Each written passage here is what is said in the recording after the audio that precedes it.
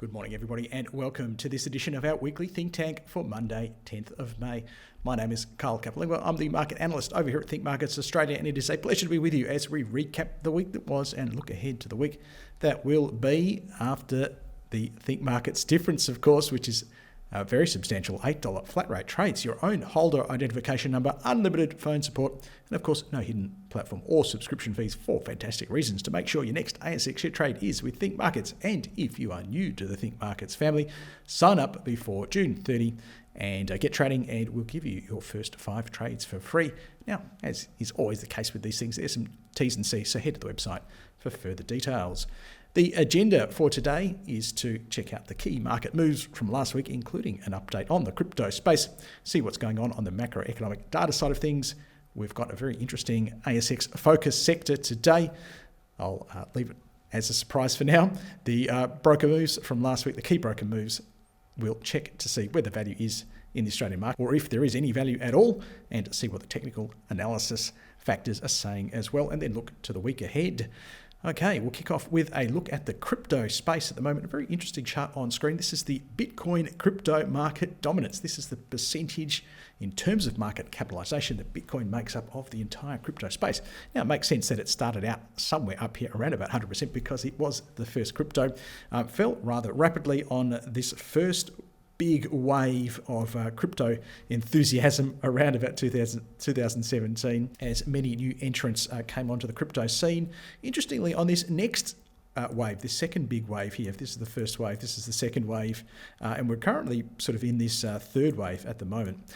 Interestingly, its dominance increased in the second wave, and then in the third wave, I should say, it's falling once again. It peaked out around about 75% of the crypto space, and more recently is closer to about 45%. And for me, this just indicates people who have been dragged into the concept because of the huge publicity Bitcoin has been getting recently, and then investigating the space, liking what they see, and filtering into some of the alternatives. Very recently, Ethereum, so ETH, has been the one that has had a huge run. That's number 2 to Bitcoin in the crypto space in terms of market capitalization, and we're going to have a look at a couple of other ones here. Dogecoin, which, for want of a better way to put it, is really a meme coin, or in other words, a joke, has moved up to number 4 in terms of market capitalization. That is extraordinary in itself, and it is a little bit of a sign of the times, but I would caution you against getting involved at this stage. Certainly when I appeared on Ausbiz around about here, when it was 5 cents, and knowing full well it was a joke, I figured, $100 on that might be interesting. I'm not sure if you want to get involved when it's gone up 10 times from there. That's just my opinion. This is the chart. The big news coming on Saturday night when Elon Musk appeared on Saturday Night Live in America, and a little bit disappointing in terms of his performance. Many of the hodlers, and I say that on purpose, the hodlers, which is a deliberate misspelling of the word hold, were disappointed by the fact that he really didn't pump it as much as they would have hoped, and it fell from the highs around about 76 down to the 40s. It has bounced this morning on another tweet from Elon Musk saying that the next SpaceX rocket he's going to launch is going to be called Doge 1. I can't make this up, everybody. This is for real, and he's going to accept payments. Now, obviously, these guys launch rockets into space with satellites that legitimate commercial enterprises pay to have those satellites on board, and he'll be accepting payments in Dogecoin. Stranger than fiction. For me, look, it's a watch with great interest, but it's not a participate. If you do want to participate in the crypto space, Bitcoin, Ethereum, those bigger ones, they're worth looking at. But this one here I think is very interesting. It's called Cardano, and look, given the substantial constraints on time we have in these morning updates, I'm just going to mention it here and encourage you to go and do your own further investigation. It's currently about number 6 or 7 based upon market capitalization, depending on which day you check it. But it is a very interesting project in the space, and I have noted on the technical side of things, it has broken out of a rather large trading range, and if it sort of moves this time around, similar to the move last time around, and that's what we would typically expect in technical analysis terms, then we're potentially on the cusp of a nice move higher. I don't think you need to run out and chase it. I think it could be a little bit more of a slow burn, but certainly if you can buy it on pullbacks, potentially into that sort of 160 to 165 zone, I think it's pretty good value there, and certainly one to keep an eye on this week. Let's get back to the real world, shall we? And checking out what the Aussie market did last week. It was a pretty solid performance, up 0.8%. And I note very strong performances from the energy, financials, gold sector. Gold had a good bounce, and we'll show you the chart of that in a second. And look, the standout performer without a doubt, the materials sector, and that looks like it should continue this week. Not so lucky the technology sector, which is suffering from a combination of factors at the moment. There is a switch out of these high PE stocks into stocks that are simply representing more value at the moment, that are cyclical, more likely to benefit from, the reopening trade. Buy now, pay later in particular was hit hard last week. Afterpay down well over 10% for the week. Appen down as well. Kogan also lower. It wasn't a great week for tech.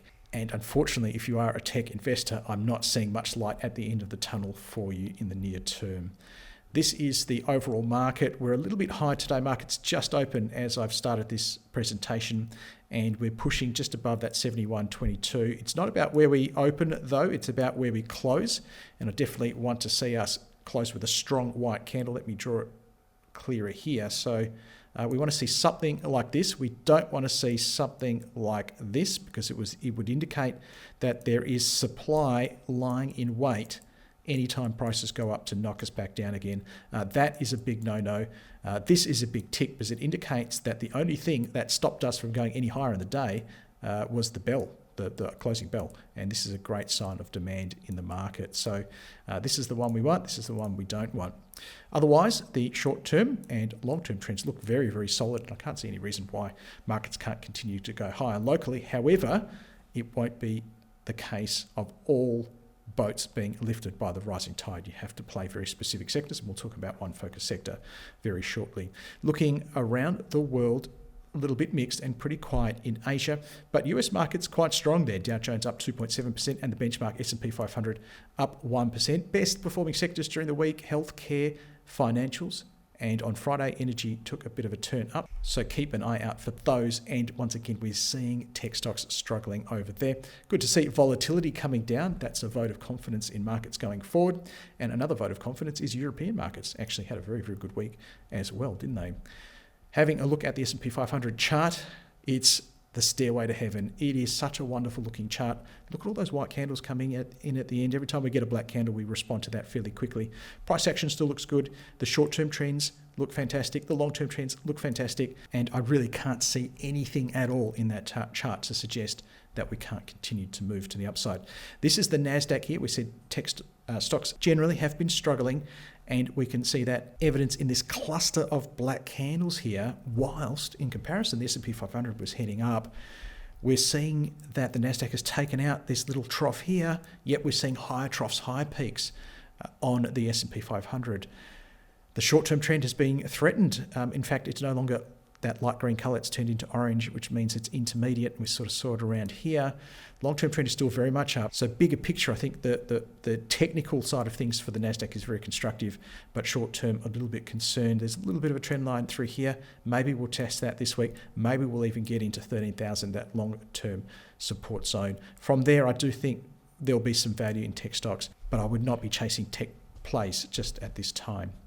Having a look at commodity prices, they are amazing numbers. In fact, in the time that I've been doing these weekly think tanks, I don't think I've seen a set of numbers that good. Aluminium up nearly 5%, copper up 6%. This is Dr. Copper. This is the canary in the mine shaft for global economic growth, and the canary's looking pretty healthy at the moment. Lead, nickel, steel up 14%, mind-boggling numbers. Zinc, copper, the list goes on. Iron ore in US dollars up 12%, crashing through that psychological $200 US a ton barrier. Incidentally, copper got through 10,000 on the LME and is just a whisker away from its all-time highs. Iron ore took out its all-time highs. Gold getting in on the action even, and silver up 6%, helping gold stocks locally. I mentioned copper before. You can see it's just nudging through 10,000 there and almost at its record high set back in 2011. It's all about supply shortages at the moment. In fact, on Friday, there was news out that the Chilean government was proposing an increase in taxes on the sector up to as much as 80%, roughly doubling the taxes that are already in place. Hey, that economy is in big trouble at the moment due to COVID, and this is the golden goose that keeps laying the golden eggs. So they're looking to get as much money out of it as they possibly can. But what it means is it's going to negatively impact investment in the sector. Now, it's not that easy or that cheap to create a new copper mine, and why would you do it when you're going to get taxed so much? So this greatly limits global copper supply. Chile is the largest producer by country of copper. And when you also take into account that LME stockpiles, London Metals Exchange stockpiles, fell 4.4% last week. They were down 1.3% in China. They're down about 20% just in the month of April alone. Supply is extremely tight of the red metal, and demand continues to be robust due to the reopening. Iron ore is in a very similar situation. Imports into China fell because there was a big cyclone that ran through north of my home state here in WA in early April. Steel production was up 26%, data out last week. Pig iron production is up as well. So the demand is there, supply is restricted. And when you get limited supply with solid demand, that's what happens to price. Most of the big brokers have an estimate, a 1, 2, 3 year iron ore price estimates of around about 110, as low as $100 a tonne. Some of them, the most bullish ones, are about 120, and that is for calendar year 2021. And then out to 22, 23, some of the estimates are around this sort of 70 to 80 zone. So they are expecting prices to fall dramatically in a very short space of time, and then even over a longer space of time to fall even further. The longer the price stays up here and does this, or even it just pulls back a fraction of that, the more undervalued our local iron ore producers are. They're trading on single-digit multiples, some of them trading around 4-5 times FY21, FY22 earnings, and it's because the brokers aren't believing in this iron ore price story. I think there's a window of opportunity here where the brokers are going to have to eat some humble pie, upgrade their estimates, even if they upgrade them into the 150s, 140s, 160s, even if the upgrades come into here, these are massive, massive increases in the valuation for iron ore prices. Cut a long story short, we're going to look at iron ore stocks in our focus sector today. We're going to go through basically all of the big producers on the Australian market, and we'll check out those charts. I'm looking at the time. I'm horrified. I'm going to move very quickly from here. Apologies for that, but you can always press pause or rewind the presentation as you need to. Market moves. Gold breaking through a little resistance zone there for the gold bugs. That's looking pretty constructive, but not as exciting for me as some of the other areas of the market that we've discussed, but should be supportive of gold stocks locally. Energy's looking good as well. Energy companies have suffered dramatically over here. I mentioned that energy stocks ticked up on Friday, so hopefully that'll flow through to local trading. The Australian dollar is getting a tailwind on the back of those huge commodity price gains, but anyway, the US dollar was weaker against all the majors, so that's also helping.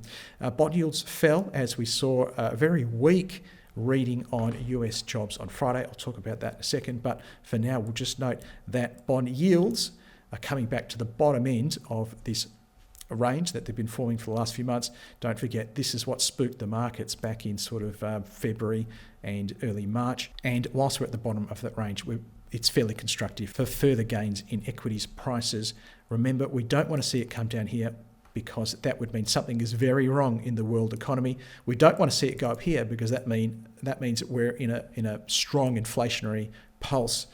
In here is just right. It's the Goldilocks scenario. So we're good on that one. Having a look at US bond yields, same idea here. This is bad, this is bad, this is good, and we are in that area right now, although we did take a look at the global economic slowdown case on Friday.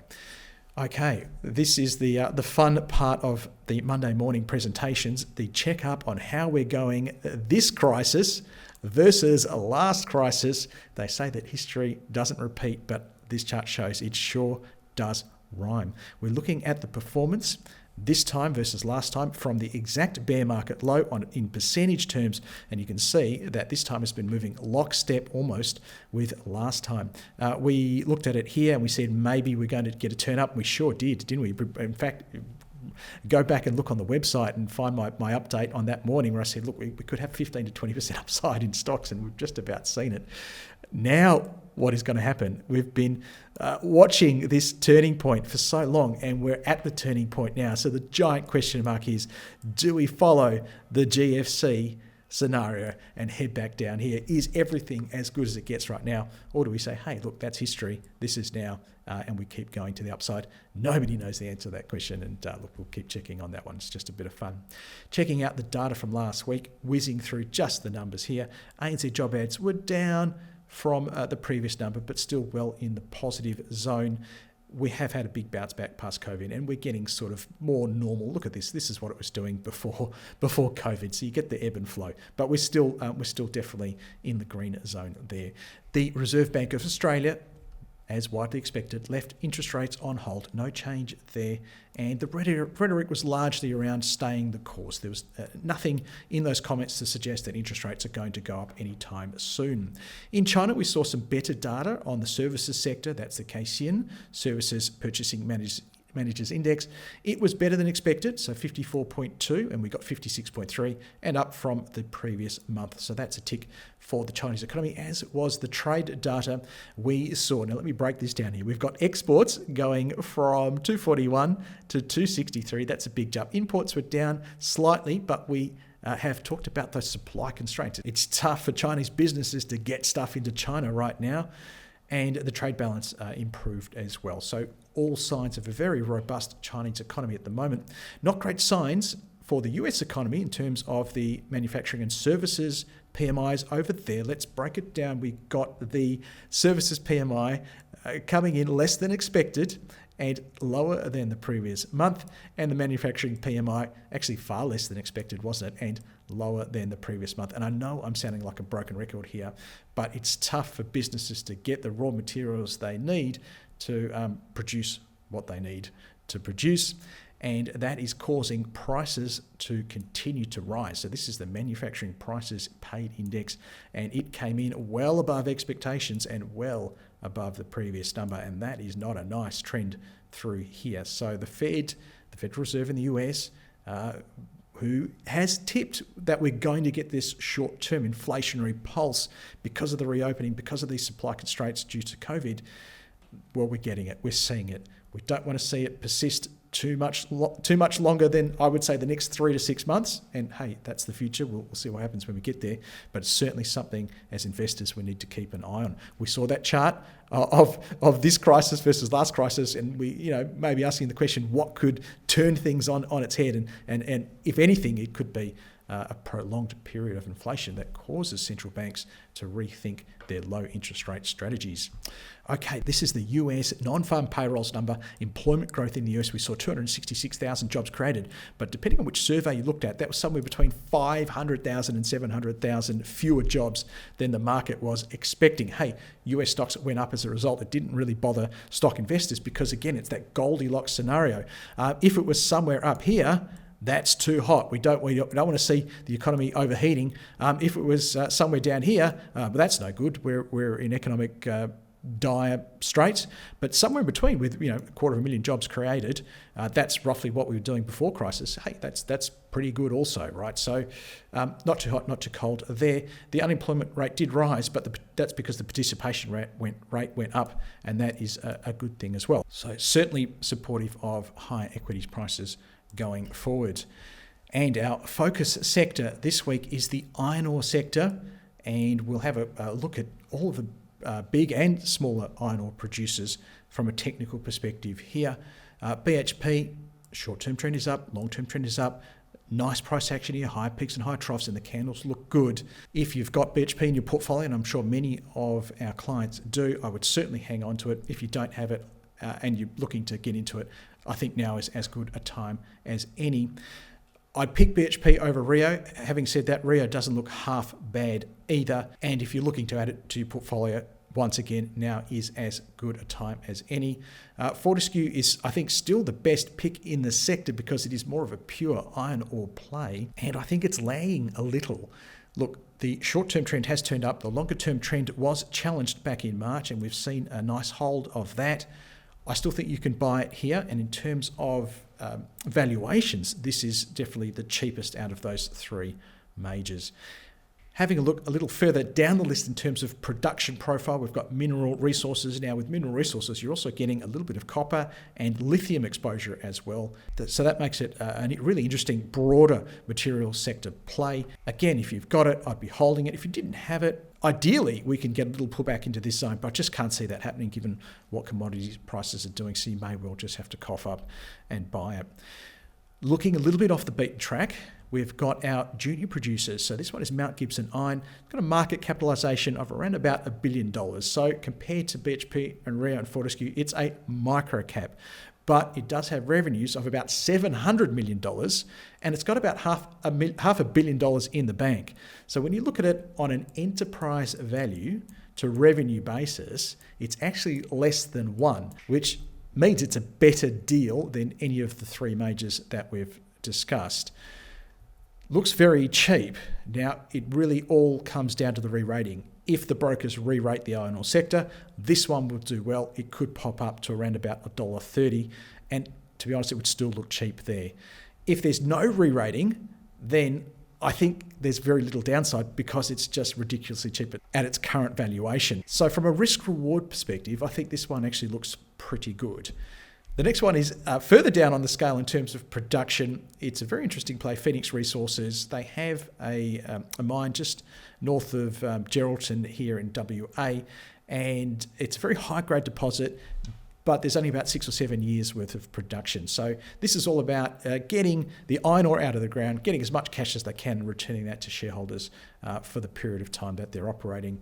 Again, trading on a very low multiple of its expected earnings.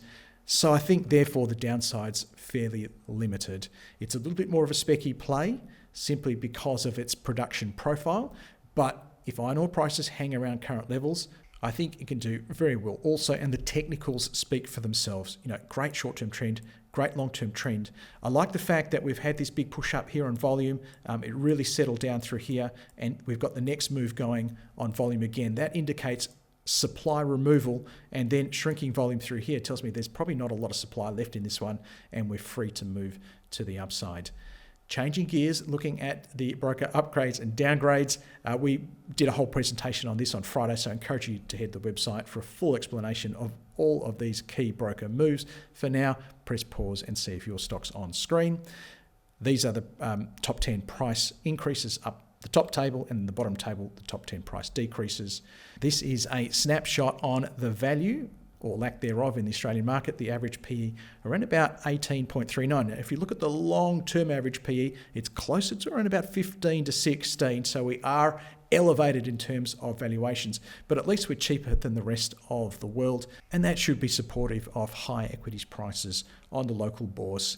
Having a look at where the value is within the sectors, we've talked ad nauseum today about the material sector and how good it looks from a technical perspective. So in terms of price action, it looks fantastic. Yes, prices have gone up, but in terms of valuations, they haven't gone up so much that they've blown the valuations away. The sector is still the cheapest sector by a long way on the Aussie market. And again, it's because of this disbelief that commodities prices will remain high into the future. So as either those beliefs change, prices will be re-rated, stocks will go up, or the brokers are right with their estimations, and then prices will probably flatline around here. Not necessarily fall, I think, because valuations in the sector, as we just saw, are so cheap. Let's have a look now at the market breadth of the ASX 300. This is the number of stocks, or the percentage of stocks, trading above their respective moving averages. Don't forget that there's 5 trading periods in a week, about 21 in a month, 42 is 2 months, 3 months, 6 months here, and out to a year. Now, when the market is very strong, at its absolute strongest, we should see a high proportion of stocks participating in the rally. And that participation should be fairly consistent through the range of moving average durations. And what does that look like? Well, it looks like this. This is the green line. This is our all-time high at 7197 set on 20th of Feb 2020 before COVID hit. And you can see about 60% of stocks all the way along participating in the rally. 1 month ago, as stocks spiked, we were up here, and that looks amazing, but we have since faded away to be here 1 week ago and here this week. So that's telling me fewer stocks are participating in the rally. The rally is being concentrated in some of the bigger names, probably mostly materials and financial stocks, and that's a little bit of a concern for me, and it's something I'll be continuing to watch. We want to see these metrics improve. Having a look at the week ahead, we do have our unemployment data coming out on Thursday, May 20. That's our biggest local data release. A little bit quiet after that. Maybe the flash manufacturing and services PMI will get some attention. Heading overseas, we do have a data dump out due today from China, fixed asset investment, industrial production, retail sales, and their unemployment rate. Looking through the week, pretty quiet then, really. In fact, there's not a whole lot until we get to some flash PMIs also in the US. So a pleasantly quiet week ahead. Well, that's it from me today. Hopefully you enjoyed our chat about everything that's going on at the moment in markets. If you'd like to continue the chat and check up with us as the news breaks, check out our market news section of the website. You can follow me also if you like, or the Think Market handles on Twitter, and head to our webinars page where you can register for our Ask the Experts session. And that's tomorrow, where you get to bring your portfolio to the table in the chat window, type in a stock you're interested in, and I'll give you a quick technical and fundamental, and you can see the other ones coming up there. The disclaimer before I leave you says that everything we've discussed today is general in nature. We are a regulated Australian broker. We do have some products that could see you lose more than your deposit, so please read this disclaimer carefully, or if you have any questions at all, give us a call. It has been a pleasure chatting with you this morning. All the best for your trading. Until we catch up again, bye-bye for now.